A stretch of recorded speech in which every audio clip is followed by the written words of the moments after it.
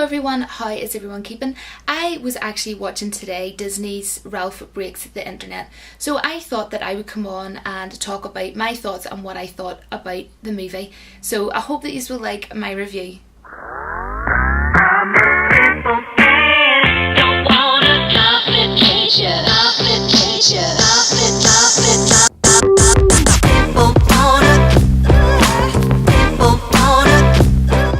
Now, first things first, I wanted to say that I absolutely loved the movie Wreck-It Ralph. I thought that was a fantastic movie by Disney and it had a really good story. I found it really enjoyable, I found it really entertaining, but unfortunately for me, the sequel for this movie, which was Ralph Breaks the Internet, was a really big disappointment, I thought, which is such a shame because, as I say, I really honestly did genuinely thoroughly enjoy Wreck-It Ralph. Now I'm going to be reading off my notes, guys, because I don't want to forget anything that I want to say. The problem was, for me, the biggest problem was that it had no originality. There was some good parts, but there wasn't very many, and even when there was good parts that could have been better, they were extremely short, you know, like a glimpse and you'd have missed it, you know, and it would have been funnier if they had have sort of made those scenes and those screen times longer, which I will get into. Now, without spoiling anything, the story is literally, guys, it is so basic, and yet the film was on for an hour and 55 minutes. So the story is literally just Ralph and Penelope go into the internet, literally into the internet, because they're needing to find and buy a part to fix Penelope's game. Now, this is a non-spoiler review, I'm not going to ruin anything, it's literally so basic, the whole story. So they want to buy a part to be able to save her game and fix her game. But because the story was so basic and the movie was on for like an hour and 55 minutes, as I say, that's a pretty long running time. And I was sort of sitting looking at my phone and thinking, how this is still going on? How has this movie lasted this length of time? It doesn't need that length of time. It really, really doesn't.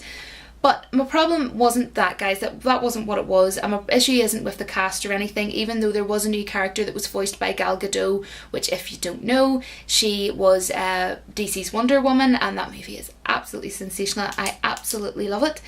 Now, she was a new character in it, and she was called Shank, and I thought her character was a bit wasted because I think she deserved a lot more screen time because she seemed like a cool character in it, actually, and I really thought it was cool that Gal Gadot voiced her. But my issue was that it was plastered with advertising, and when I say plastered, I mean, like, I'm genuinely being serious. From the start of the movie to its whole, you know, entirety, the whole movie was just plastered in advertisement. It was pretty insane, to be quite honest, and it was too much. I was so bored, honestly.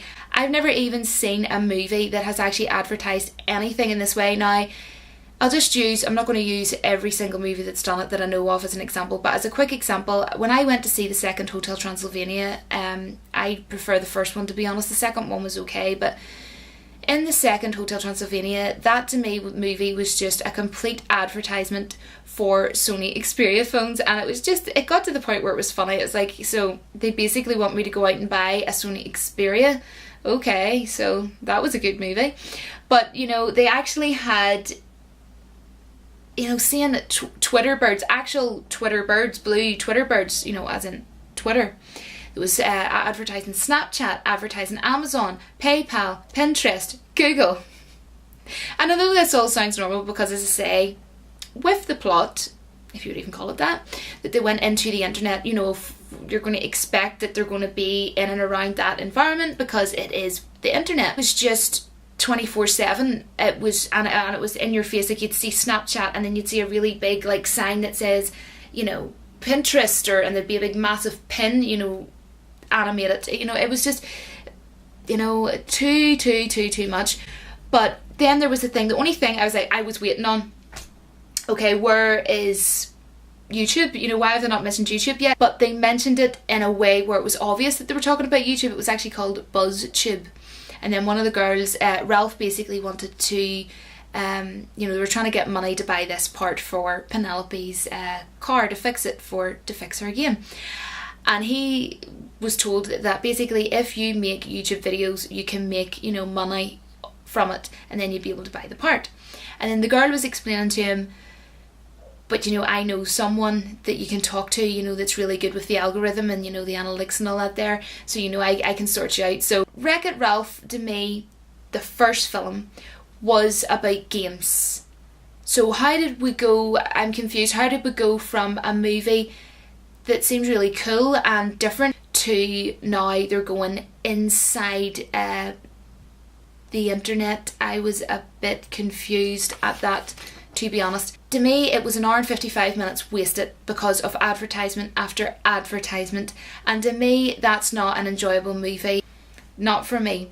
I didn't care for the story whatsoever because it didn't give me the chance to. It was being drowned out with advertising to the point where I didn't actually care about the story, and then that really overshadowed the whole cast as well, which I didn't think was fair on, you know, the people who did the voices. And of course, you know, John C. Reilly from the amazing legendary Step Brothers, he voices, you know, Ralph. And I'm not saying there's anything wrong with any of the voice actors. I didn't have an issue with any of that. It was all well done. To me, the only good part was there was a very small screen time of Disney princesses, right? And Penelope goes to a place, mydisney.com you called it, right? And when she went there, there was like Ariel, Pocahontas, and it was kind of funny because I was wondering, why is Pocahontas' hair blowing and they're in a room and no one else's hair's blowing, they're not even outside? But then I laughed and I realised they're just trying to like be funny and have it be a joke because, you know, the way Pocahontas always stands with her beautiful long black hair and it's blown in the wind. So I like that. And there was other, you know, Disney princesses there as well. There was like Cinderella. So I liked that, and to be honest, they were actually really funny. They were probably the funniest in it, and I thought that they could have given them more screen time because the screen time that they gave them was ridiculously small. Also, there was glimpse appearances of cool characters like C-3PO, which lasted around 6 seconds, so that was a bit wasted. Stormtroopers was very small amount as well. It was, you know, look away and it's gone sort of thing. There was also the adorable baby Groot, and again that was wasted because it was a very small timing that they had him on for. And what had happened was he was sitting on a stage and they had him as baby Groot, and they had, you know, the Guardians of the Galaxy mixtape cassette sitting behind him, and I think they were asking him like a couple of questions or whatever. I can't remember the exact questions that they had asked, and they had asked him 2 questions, and to both questions he of course answered, "I am Groot. I am Groot." And I just thought that was so funny because I am a massive Marvel fan and I love Groot so much. I think even, here's my problem, they could have kept the same storyline even, right? But hear me out. But done it like Kingdom of Hearts. There you go, Disney. There is an idea. If you want to take my idea, you have to pay me. No, I'm totally joking. But then using lots of, you know, cool Disney characters, right? And then Penelope and Ralph could have then travelled to different worlds, and they could have maybe even had to collect like tokens or whatever way they want to call it maybe in the movie, and then that would have enabled them to get the part that Penelope needed to fix her game.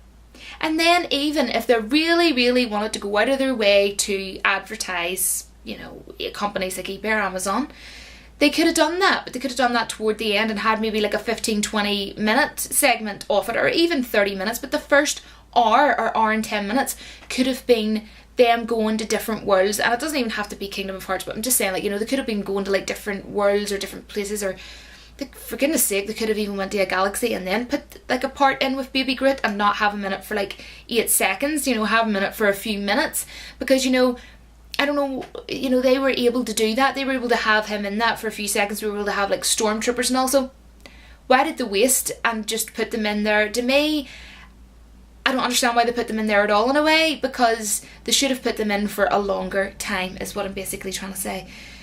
I just feel that if they had done that, that the advertisement wouldn't have been shoved down my face, down my throat and into my eyeballs the whole entire time for an hour and 55 minutes. So if I'm going to rate this movie, we'll do out of 10, for example, because I always rate my, you know, reviews out of, you know, 10. So I would give this movie 2 out of 10. It was just about watchable, honestly. I don't think I'll watch it. I'll definitely not be watching it again. I will not watch it again. The only thing is, if it's sitting on TV The only way it would be watched if I was lying like with the flu or something and I really just had nothing else to watch and I was too tired to get the remote to change. So yes, that's my review of this movie. Let me know if you've seen this movie, let me know down in the comments below, and let me know if after this review you would be interested to go and watch it or get it on DVD or whatever. Let me know. My opinion is if you don't like stuff being over advertised in movies, then probably definitely would be safe to say that you won't like it. If someone had have told me that it was going to be like that, they definitely would have saved me an hour and 55 minutes. Until my next video, don't forget that the Force will be with you always. Bye guys!